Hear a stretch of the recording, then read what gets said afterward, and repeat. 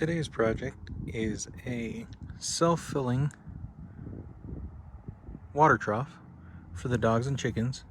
This will be hooked up via this float valve here.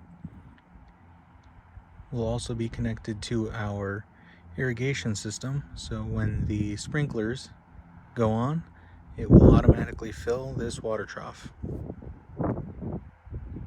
For this project, we're going to need a sharpie, some tape, drill, the float valve, and a couple of wrenches. So the first thing we're going to want to do is put ourselves a little mark here, going down about 3/4 of an inch. That way I have room for the wrenches whenever I go to tighten the valve. The next thing we're going to do is take some of the blue painter's tape and make ourselves a little trough down here at the bottom. I've already gone ahead and done the same thing to the inside. That way we should be able to catch most of the metal shavings and makes cleanup a lot easier. One of the other things I do with the drill bit and the Sharpie is before I start drilling, I actually mark the Sharpie on the drill bit to the step that I'm going to stop at. That way I know exactly how big the hole is that I need to be without having to go back and measure.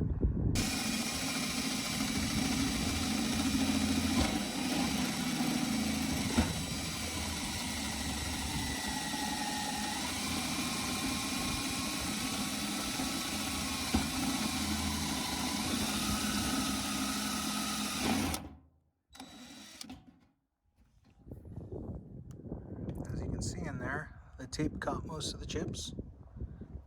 We'll still take a precaution and clean it out before we fill it with water, but it did most of the work for us.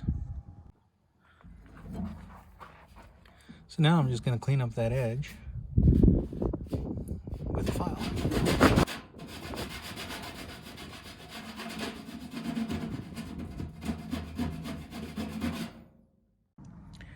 So now we're ready to install this valve.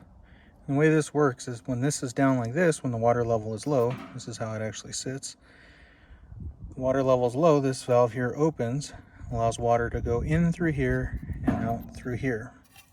Whenever it fills up, it closes, shuts that valve off and no water can get through. So now we'll go ahead and put it in through here. Make sure you have that little washer, that red washer on there. And when you do this, make sure that this is actually going to be going up and down and not sideways of some sort. So there's that. We'll get this nut started. Get it run all the way in. Now we'll tighten it up with our wrenches. When you're tightening this, you want it to be snug but not super tight. You can always tighten it down later. You don't want to go too much and actually break the valve right away.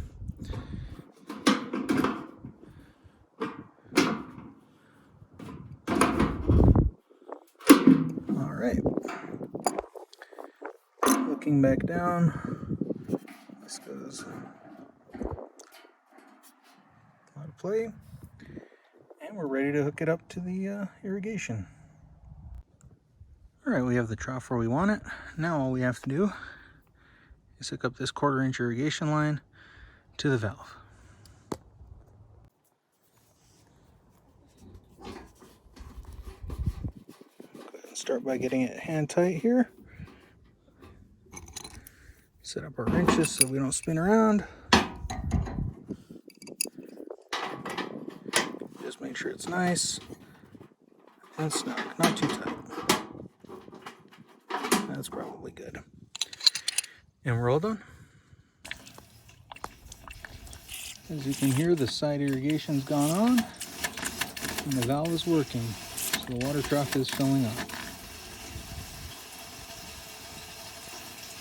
Give that a few minutes to fill up, and we'll check and make sure that it stops whenever it gets full. The valve is starting to sputter, that means it's getting close to being full.